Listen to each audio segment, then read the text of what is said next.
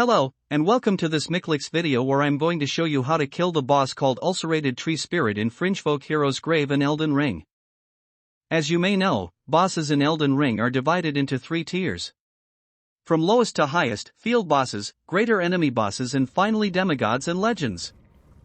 Ulcerated Tree Spirit is in the lowest tier, field bosses, and is the end boss of the dungeon called Fringefolk Hero's Grave in Limgrave. Like most lesser bosses in Elden Ring, this one is optional in the sense that you don't need to kill it to advance the story. Fringefolk Hero's Grave is the dungeon behind the fog wall you run past just after the tutorial area in the beginning of the game, so you may not even remember it. I read that it requires 2 Stonesword keys to open, but I can't remember spending more than one, so perhaps it was changed. Or perhaps my memory sucks, which is probably more likely.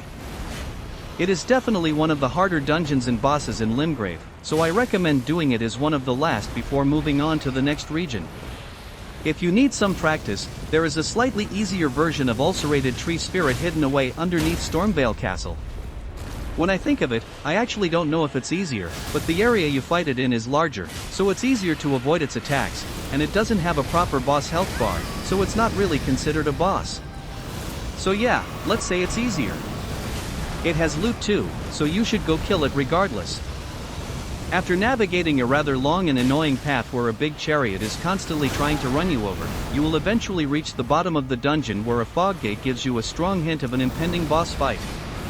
Annoyingly, there is no sight of Grace down there, but there is a stake of Marika, so as long as you don't leave the dungeon there won't be a lone corpse run between attempts. The boss itself is a very large lizard-slash-tree-like creature that moves around very quickly and likes to eat innocent tarnished for all 3 important meals of the day, which may be why it's plagued by ulcers. It has several nasty attacks to be wary of, perhaps most notably a large explosion it charges up and does occasionally. When you see that about to happen, just get out of the way as fast as you can, as there is no way to avoid taking huge damage from it.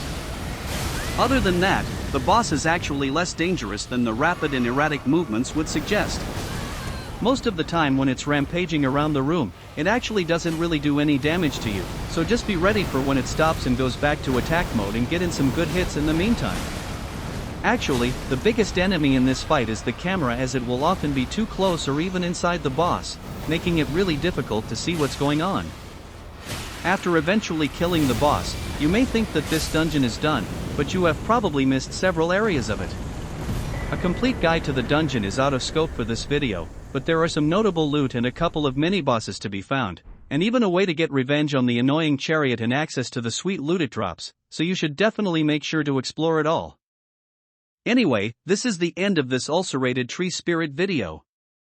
Thanks for watching. And I know ulcers hurt. But please don't take it out on innocent tarnished looking for a tiny scrap of loot. Until next time, have fun and happy gaming!